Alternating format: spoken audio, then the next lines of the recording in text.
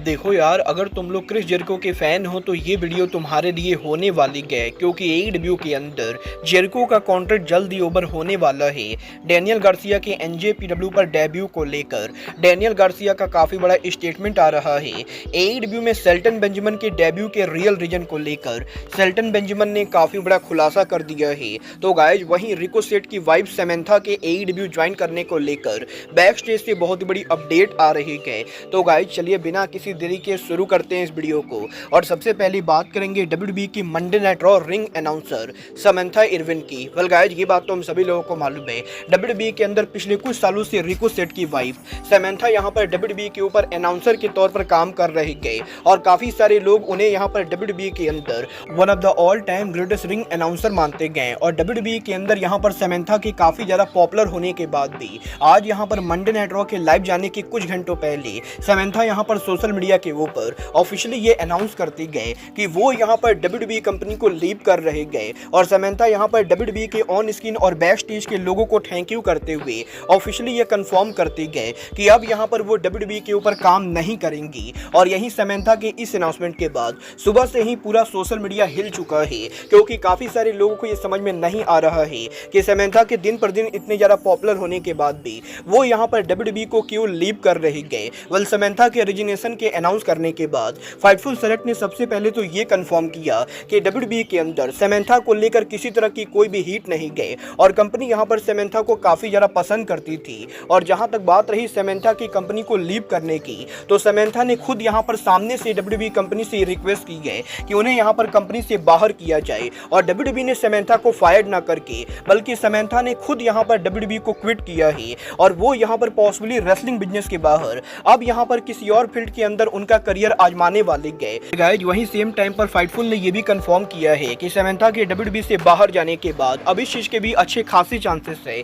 कि वो AEW company को ज्वाइन करे, क्योंकि उनके हस्बैंड रिकोसेट एईडब्ल्यू के ऊपर काम करते गए और एईडब्ल्यू और डब्ल्यूडब्ल्यूई दोनों जगह पर लोग ये बिलीव करते गए कि पॉसिबली समंथा यहाँ पर एईडब्ल्यू को ज्वाइन कर सकती गए, क्योंकि डब्ल्यूडब्ल्यूई के अंदर अगर कोई काम करता है तो उसे यहाँ पर डब्ल्यूडब्ल्यूई के बाहर के प्रोजेक्ट करने के लिए डब्ल्यूडब्ल्यूई के मैनेजमेंट को कमीशन देना पड़ता है। बट एईडब्ल्यू के अंदर जो भी रेसलर रेसलिंग के बाहर कोई भी काम करते गए, कंपनी यहाँ पर उनसे कोई भी कमीशन नहीं लेती गए और इसीलिए डब्ल्यूडब्ल्यूई और एईडब्ल्यू दोनों ये बिलीव करते गए कि समंथा अगर रेसलिंग के बाहर कोई और प्रोजेक्ट करना चाहती गए वो यहाँ पर एईडब्ल्यू कंपनी के लिए काम कर सकती गए। वेल फाइटफुल के इस रिपोर्ट के बाद सोशल मीडिया के ऊपर लगभग यहाँ पर हर कोई ये बिलीव कर रहा है कि समंथा यहाँ पर एईडब्ल्यू को ज्वाइन करने वाले गए। और सोशल मीडिया के ऊपर काफी सारे लोग रिकोसेट को कॉल आउट करके ये बोलते गए कि रिकोसेट के एईडब्ल्यू ज्वाइन करने की वजह से समंथा यहाँ पर रिकोसेट से इन्फ्लुएंस होकर डब्ल्यूडब्ल्यूई को लीव कर रही गए। और यही डब्ल्यूडब्ल्यूई के फैंस के लगातार रिकोसेट को गाली देने के बाद अब रिकोसेट सामने से सोशल मीडिया पर ट्वीट करके ये कंफर्म करते गए समंथा के एईडब्ल्यू के लीव करने के डिसीजन में रिकोसेट की कोई भी इन्वॉल्वमेंट नहीं गए और वो यहाँ पर एईडब्ल्यू कंपनी के ऊपर नहीं आ रही गए।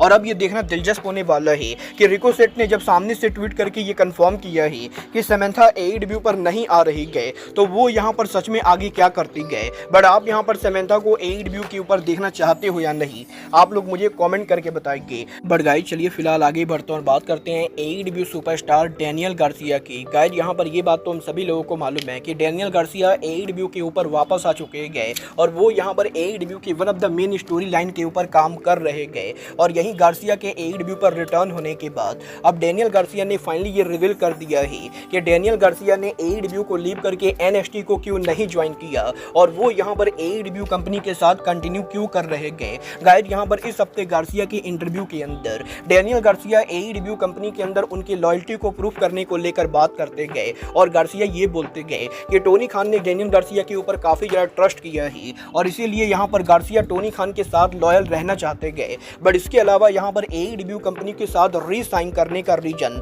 एईडब्ल्यू के पार्टनर इन प्रमोशन एनजेपीडब्ल्यू गए। और गाइस गार्सिया का ये कहना है कि वो यहाँ पर जब से रेसलर बने गए तब से वो एनजेपीडब्ल्यू के अंदर काम करना चाहते थे। बट गार्सिया के एईडब्ल्यू को ज्वाइन करने से पहले उन्हें यहाँ पर इतनी ज्यादा पॉपुलैरिटी नहीं मिली थी कि एनजेपीडब्ल्यू कंपनी उन्हें साइन करती। बट अब यहाँ पर जब वो एईडब्ल्यू कंपनी के अंदर है और एईडब्ल्यू और एनजेपीडब्ल्यू एक साथ काम करते गए तो गाइस इसीलिए गार्सिया पर्सनली चाहते गए कि वो इस पार्टनरशिप के जरिए एक ना एक बार एनजेपीडब्ल्यू के रिंग के अंदर उतरे, क्योंकि एनजेपीडब्ल्यू हमेशा से ही डैनियल गार्सिया की ड्रीम कंपनी थी। और अब यहाँ पर जब वो एईडब्ल्यू के अंदर है तो वो AEW के जरिए NJPW के अंदर जा सकते गए और गार्सिया के AEW से रिसाइन करने का one of the main reason Daniel Garcia का NJPW के रिंग में कम्पीट करना है और वो ये होप करते गए कि 2025 में उन्हें यहाँ पर NJPW के रिंग में उतरने का मौका मिलेगा। अब ये तो आने वाला टाइम बताएगा कि new Japan pro wrestling Garcia को उनके रिंग में कब लाती गए। बट गाइस चलिए फिलहाल आगे बढ़ते और बात करते हैं AEW के न्यूएस्ट साइनिंग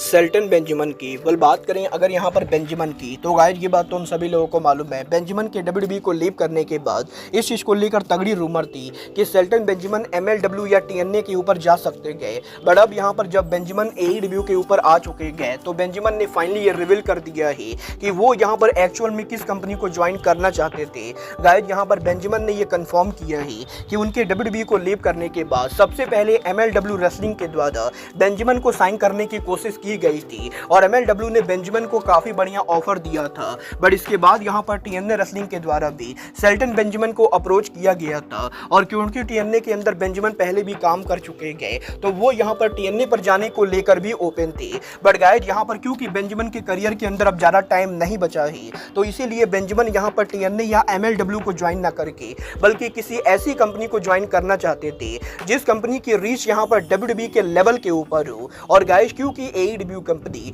WWE के बाहर वो इकलौती कंपनी गए जो यहाँ पर USA के अंदर नेशनल टेलीविजन के ऊपर लार्ज ऑडियंस को लेकर ब्रॉडकास्ट करते गए, तो इसीलिए यहाँ पर बेंजामिन ने सोचा कि वो यहाँ पर अगर WWE पर काम नहीं करेंगे तो वो एक ऐसी कंपनी के ऊपर काम करेंगे जो कहीं ना कहीं WWE के लेवल्स के ऑडियंस को अट्रैक्ट करते गए। और गाइस क्योंकि AEW WWE के बाहर सबसे बड़ी कंपनी गए तो इसीलिए जैसे ही AEW कंपनी ने बेंजामिन को कॉन्टेक्ट किया बेंजामिन ने AEW के लिए हाँ कह दिया और बेंजामिन यहाँ पर ये देखने के लिए काफी एक्साइटेड है कि आने वाले कुछ सालों के अंदर AEW के अंदर उनका करियर कैसा जाता है। अब ये तो आने वाला टाइम बताएगा कि AEW के अंदर शेल्टन बेंजामिन को कैसी बुकिंग मिलती गए। बट गाइस चलिए फिलहाल आगे बढ़ते और बात करते हैं AEW के फर्स्ट एवर वर्ल्ड चैंपियन ले चैंपियन क्रिस जेरिको की। गाइस यहाँ पर ये बात तो हम सभी लोगों को मालूम है, जब AEW कंपनी खुली थी उस समय जेरिको AEW का सबसे बड़ा नाम था और क्रिस जेरिको के दम पर AEW कंपनी को यहाँ पर इनॉग्रल पॉपुलैरिटी मिली थी और पिछले कुछ सालों के अंदर जेरिको लगातार AEW के अंदर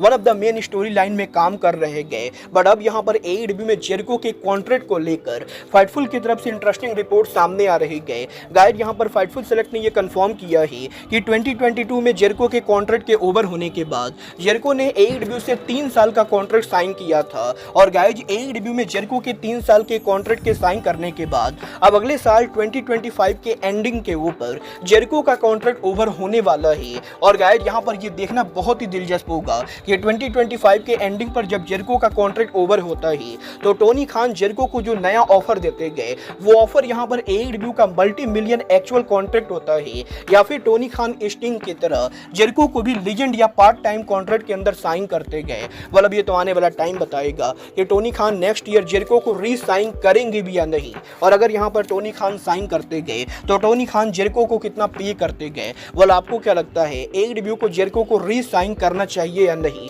आप लोग मुझे कमेंट करके बताइए। बट गाइज अब आज के इस वीडियो में बस इतना ही। मैं मिलता हूँ आपसे अपने अगले वीडियो में। बट गाइज तब तक के लिए good bye, good night and bang.